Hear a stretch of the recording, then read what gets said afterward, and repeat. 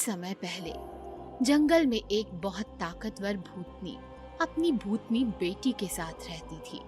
भूतनी अपनी बेटी का बहुत ध्यान रखती थी। वो रोज जंगल से नए और मुलायम जानवर लाकर उसे खिलाया करती थी। माँ, ये खरगोश बहुत मुलायम है, लेकिन ये बहुत छोटा सा था। इसीलिए कल आप मेरे लिए एक मोटी सी भैंस लाना।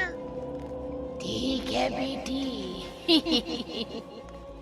मेरी बेटी छोटी छोटी, भैंस मांगे मोटी मोटी। ऐसे ही समय बीतता गया। अब भूतनी बूढ़ी हो गई और बीमार रहने लगी। अब उसकी जगह उसकी बेटी खाने के लिए जानवर पकड़कर लाने लगी।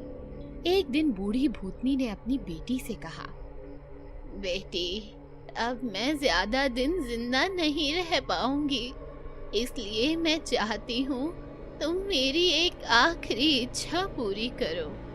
बताओ माँ।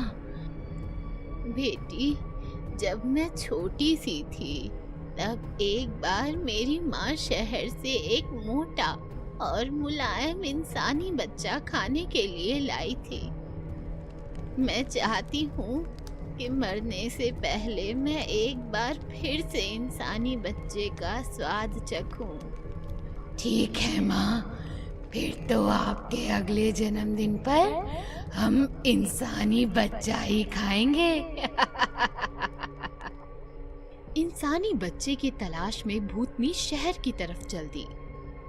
जंगल से मैं आई हूँ, शहर को मैं जाऊंगी।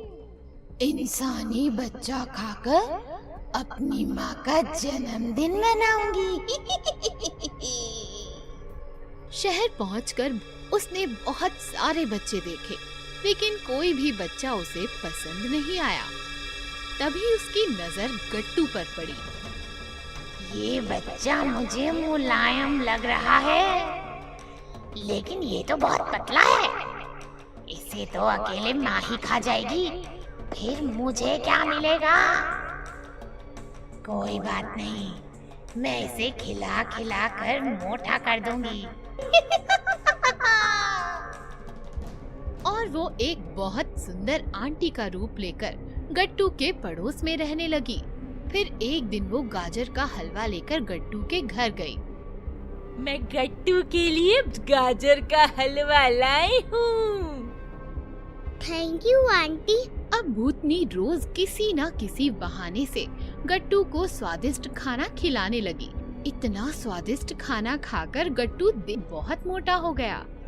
भूखी भूतनी का खाना खाकर गट्टू हो गया मोटा मोटा। अब मोटे गट्टू को खाकर भूतनी भी होगी मोटी मोटी। अगले ही दिन भूतनी आंटी ने गट्टू से कहा, मैं शहर से थोड़ी दूर बने रेस्टोरेंट पर खाना खाने जा रही हूँ। क्या तुम मेरे साथ चलोगे? हाँ, मैं आपके साथ जरूर चलूंगा। और फिर भूतनी गट्टू को अपने साथ लेकर जंगल की तरफ चल दी। जैसे ही गट्टू ने जंगल देखा, उसने भूतनी से पूछा, आंटी, आप मुझे जंगल में क्यों ले आई? आपने तो कहा था हम रेस्टोरेंट जा रहे हैं। तभी अचानक भूतनी अपने असली रूप में आ गई। तुमने बहुत कुछ खा लिया गट्टू, अब हमारे खाने की बारी है। अब तो भूतनी आंटी हो। भूतनी गट्टू को लेकर अपनी मम्मी के पास आ गई। माँ, देखो, मैं इंसानी बच्चा लाई हूँ। इसे खाने में तो बहुत मजा आएगा। उन्हें इस तरह से बातें करते देख गट्टू समझ गया कि उसे इन भूतनियों से बचने के लिए जल्द से जल्द कुछ सोचना पड़ेगा। तभी उसे एक आइडिया आया। अब तुमने मन बना ही लिया है तो तुम मुझे खा लो, लेकिन तुम दोनों में से मेरा दिल कौन खाएगा? इंसान के शरीर में उसका दिल सबसे ज्यादा स्वादिष्ट होता है और जो उसे एक बार खा ले वो उसका स्वाद कभी नहीं भूलता। वैसे मुझे लगता है मेरा दिल भूतनी आंटी को खाना चाहिए, क्योंकि उन्होंने इतनी मेहनत जो की है। नहीं नहीं, तुम्हारा दिल तो मैं ही खाऊंगी, क्योंकि मेरे कहने पर ही तुम्हारी भूतनी आंटी तुम्हें शहर से पकड़ कर लाई है।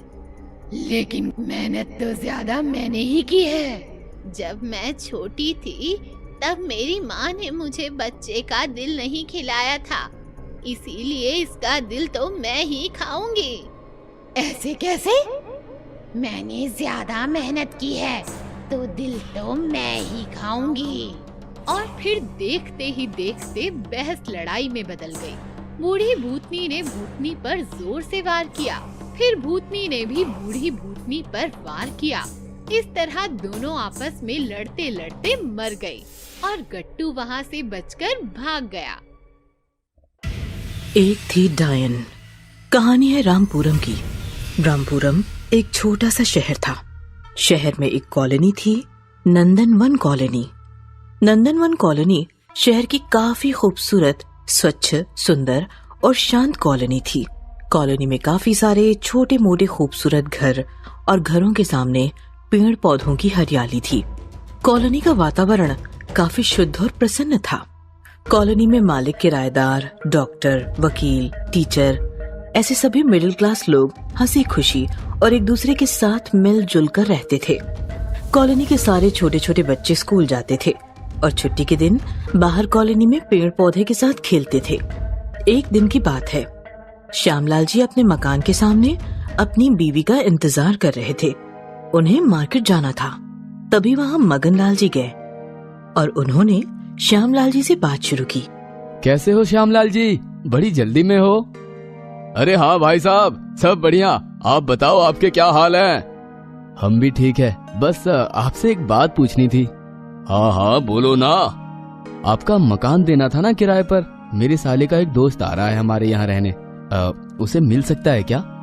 अरे यार मगनलाल जी, लेट हो गए आप। क्या हुआ, किसे दे दिया क्या? हाँ भाई, दे दिया एक बुढ़िया को। बेचारी अकेली है, सरकार की तरफ से जो मिलता है उस पर जीती है। मैंने सोचा दे दो, बुढ़िया है, ज्यादा तकलीफ भी नहीं देगी। अच्छा तो कोई बात नहीं, लेकिन कहाँ है वो बुढ़िया? दिखी नहीं कभी। अरे अभी तक आई नहीं है वो, बस सामान और किराया छोड़कर गई है, कब आएगी पता नहीं। अरे लक्ष्मी चलो भी। ये औरतें हमेशा लेट कर देती हैं, बाजार जाना था। एक संडे की बात है, दोपहर का समय था। कॉलोनी के सभी लोग अपने अपने घरों में आराम कर रहे थे और उनके छोटे छोटे बच्चे पेड़ पौधों के नीचे कॉलोनी में खेल रहे थे। तभी अचानक मौसम बदल गया। बहती हवा अचानक रुक गई और तापमान बढ़ गया। आसमान में कौवे कांव कांव करने लगे। माहौल एकदम अजीब हो गया और छोटे छोटे बच्चे बेचारे परेशान हो गए। आहा, बहुत गर्मी हो रही है मुझे।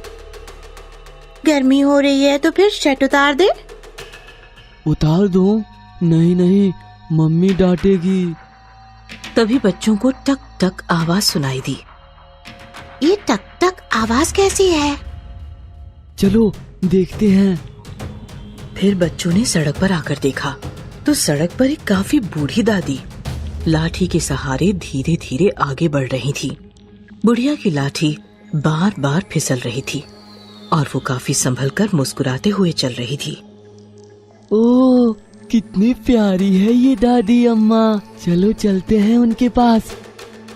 फिर क्या, बच्चे दादी अम्मा कहते हुए उछलते कूदते बुढ़िया के पास गए।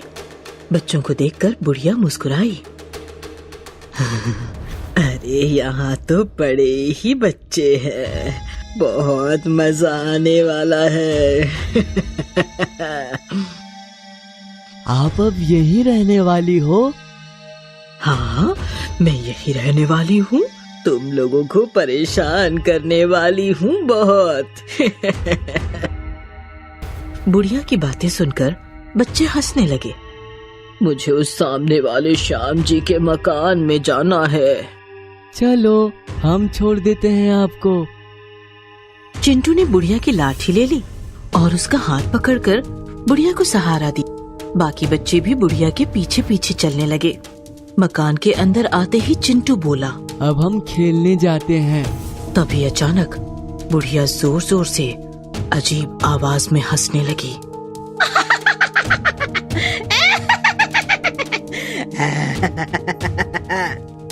सारे बच्चे डर गए। हंसते हंसते बुढ़िया अचानक भयानक डायन बन गई। ना छोड़ूंगी, किसी को ना छोड़ूंगी।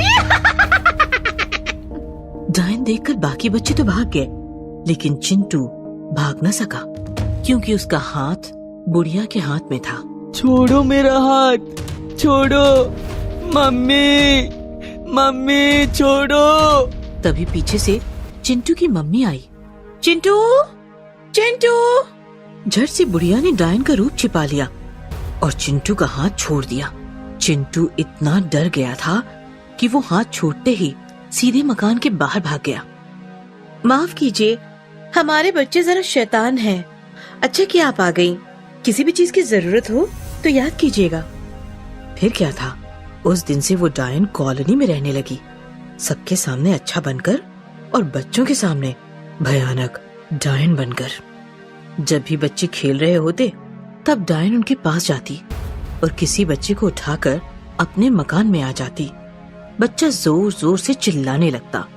बाकी बच्चे भी शोर मचा देते, लेकिन जैसे ही कोई बड़ा आ जाता बुढ़िया फौरन रूप बदलकर झूठ कहती।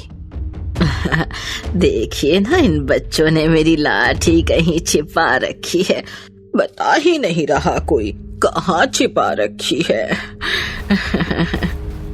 बच्चों ने अपने घर वालों को बुढ़िया के बारे में बताया, फिर भी उनका किसी ने विश्वास नहीं किया। और एक दिन जो होना था वही हुआ। अचानक चिंटू कहीं गायब हो गया। सबने बहुत ढूंढा, लेकिन चिंटू नहीं मिला। मैं जानती हूँ चिंटू कहाँ है, चलो मेरे साथ। बच्चे बुढ़िया के मकान में पहुँचे तो बूढ़ी डायन ने चिंटू को एक कमरे में अंदर बांध कर रखा था और वो उसे सता रही थी। तुम्हारी मम्मी कह रही थी कि तू बड़ा शैतान है। अब कहाँ गई तेरी शैतानी? हाँ, खबरदार, मैं सबसे बड़ी शैतान हूँ। बच्चों को मैं कच्चा चबा जाती हूँ। प्लीज छोड़ो मुझे, प्लीज मुझे छोड़ दो। बच्चों ने चिंटू की हालत देखी तो उन्हें काफी बुरा लगा। चलो मम्मी पापा को बताते हैं। नहीं, वो आएंगे तो डायन फिर से कुछ न कुछ झूठ बोलकर बच जाएगी। तो फिर अब क्या करें? चिंकी ने मोबाइल निकाला और डायन का वीडियो बनाया।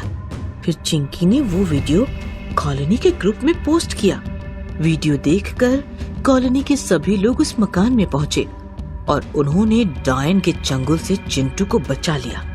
अब रूप बदलने की कोई जरूरत नहीं है डायन, तुम्हारा असली रूप हम सबके सामने आ चुका है। हमने बच्चों पर पहले भरोसा नहीं किया, लेकिन भला हो इस मोबाइल का, मारो इसे। फिर कॉलोनी की सारी औरतों ने मिलकर डायन की अच्छी खासी धुलाई की। मार खाने के बाद बूढ़ी डायन कॉलोनी से हमेशा हमेशा के लिए भाग गई।